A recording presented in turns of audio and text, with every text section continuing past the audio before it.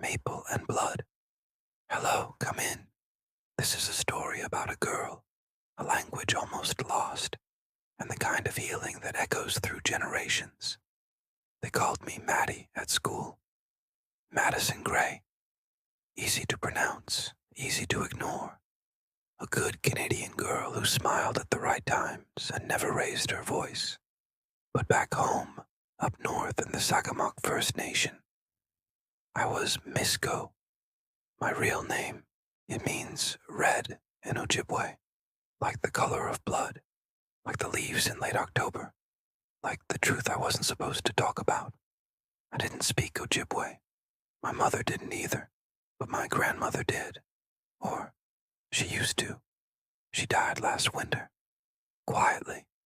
Her heart just gave out one morning, and with her went every word we never asked, every story we never heard, every name we didn't know we carried.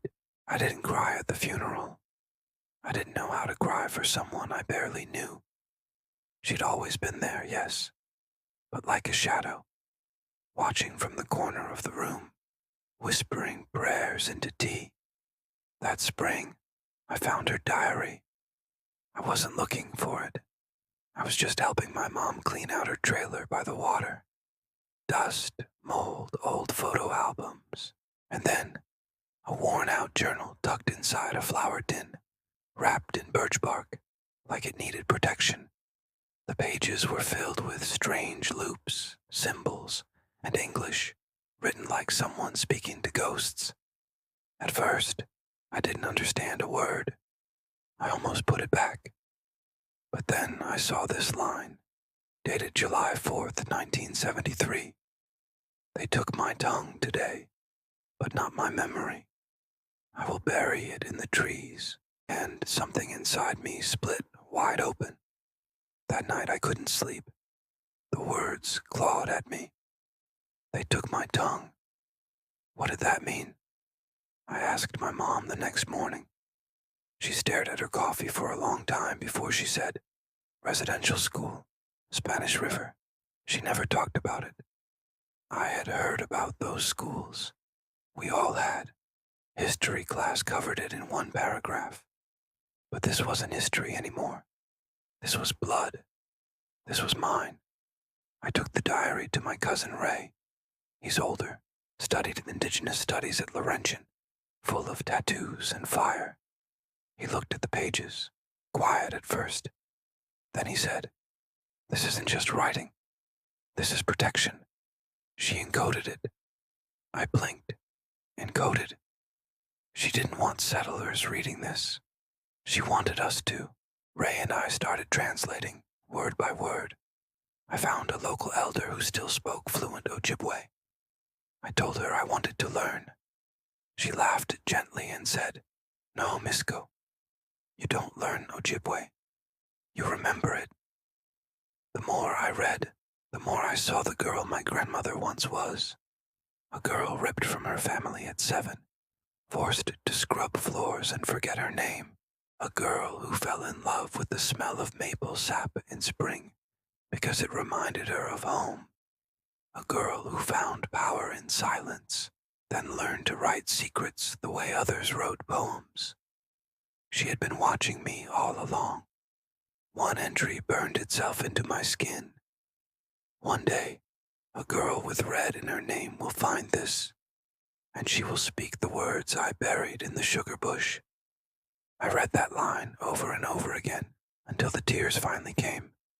I wasn't just her granddaughter. I was her return. I started speaking Ojibwe at home. Just little things. Booshu, hello. Miigwesh, thank you. Nimishumis, grandfather. Nokumis, grandmother. My mom flinched the first few times.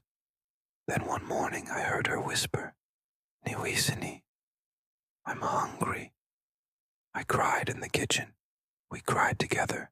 The summer after I turned 17, I stood in front of my high school graduation crowd and gave my speech in English and Ojibwe. I said, we are told to move forward, to chase the future, but sometimes healing means walking backward into the fire. to feel the burn, to say our names, and to sing the songs that were nearly stolen. People clapped politely, but when I walked off stage, an old woman in the crowd grabbed my hand, pressed it hard, and said, "Your Nokomis would be proud. You brought her voice back." I didn't go to college right away. Instead, I took a job helping record elders' oral histories, traveling from reservation to reservation with a camera, a mic, and my grandmother's diary in my backpack. Some elders cried, some laughed, some said nothing and just held my hand. Each voice was a branch of the same tree my grandmother buried her words beneath. There's this old Ojibwe teaching: the heart is connected to the tongue. What you speak, you carry. What you silence, you bury. My grandmother was silenced, but I speak.